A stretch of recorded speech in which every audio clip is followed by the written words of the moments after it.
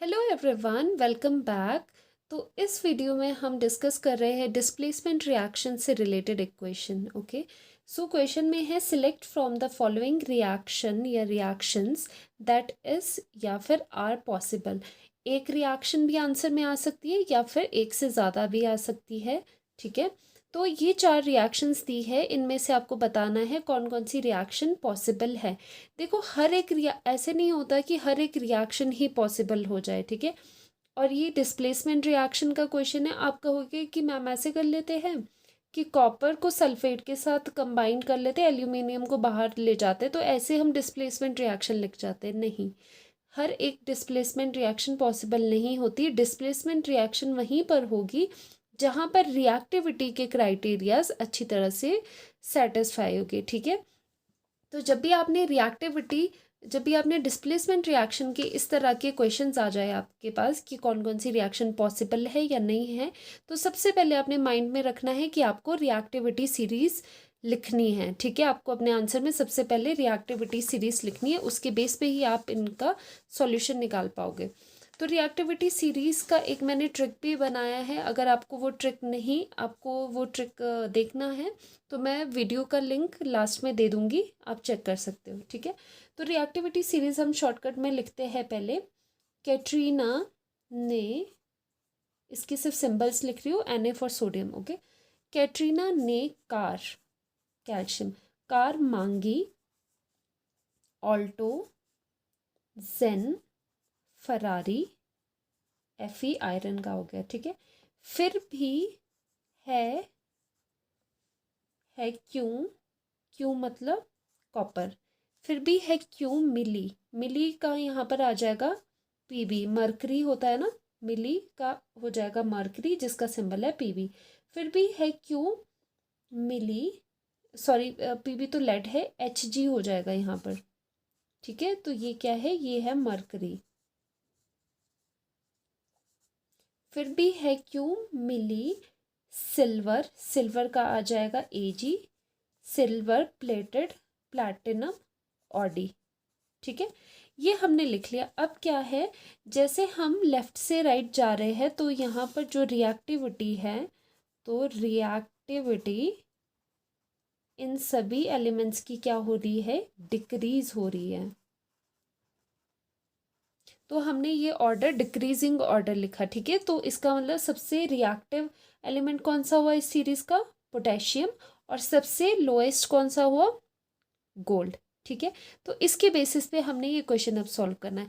देखो, जो displacement reaction का सबसे मेन फंडा रहता है वो ये होता है कि जो मोर रिएक्टिव एलिमेंट होगा वो डिस्प्लेस करेगा, वो अपनी जगह से हटाएगा लीस्ट रिएक्टिव एलिमेंट को। ठीक है, इसका मतलब ये है कि जो जितना पावरफुल एलिमेंट होगा, powerful element less powerful element को हटाएगा। ठीक है, जिसकी पावर जितनी होगी वो उतना इजीली अपनी जगह बनाएगा और दूसरे को हटा देगा। ठीक है, सिंपल सा फंडा है।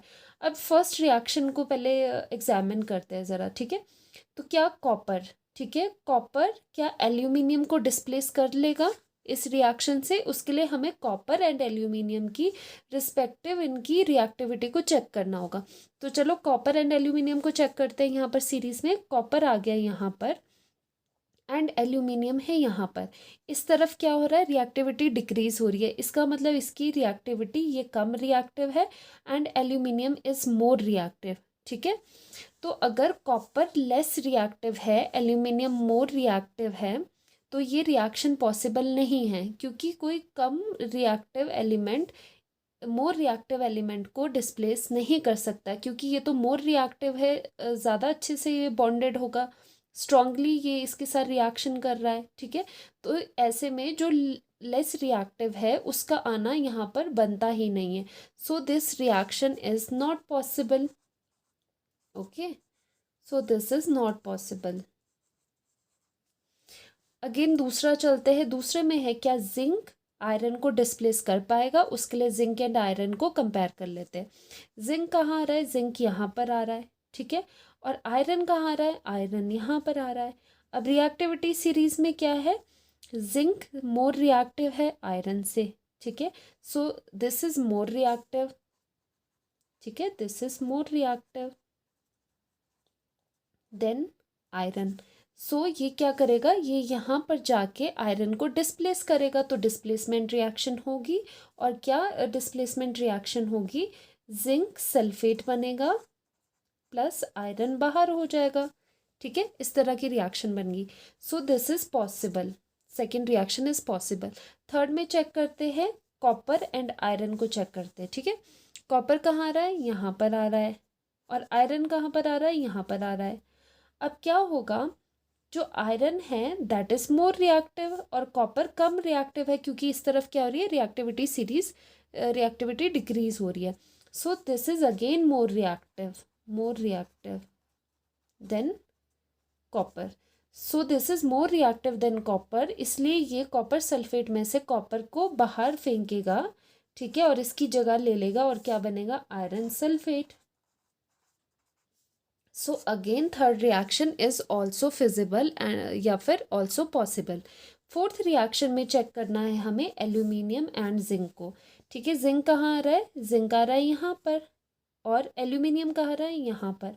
तो जिंक क्या है, zinc is less reactive, this is less reactive, तो ये यहाँ पर कुछ नहीं कर पाएगा। ठीक है, तो ये एल्यूमिनियम को यहाँ से नहीं हिला पाएगा। So this reaction is not possible. ठीक है, ऐसे नहीं करना है कि हर एक रिएक्शन में ही डिस्प्लेस करके इसका जिंक सल्फेट लिख लिया, नहीं, हमें हमेशा रिएक्टिविटी सीरीज चेक करनी ही पड़ती है for these type of questions. ठीक है, अब आपको समझ आ गया होगा।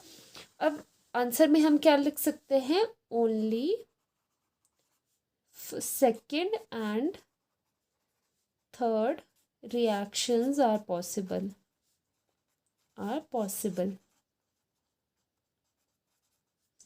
ठीक है, तो आंसर क्या रहा हमारा, सेकेंड एंड थर्ड रिएक्शन ही पॉसिबल है, बाकी पॉसिबल नहीं है। वो हमने बताया रिएक्टिविटी सीरीज का।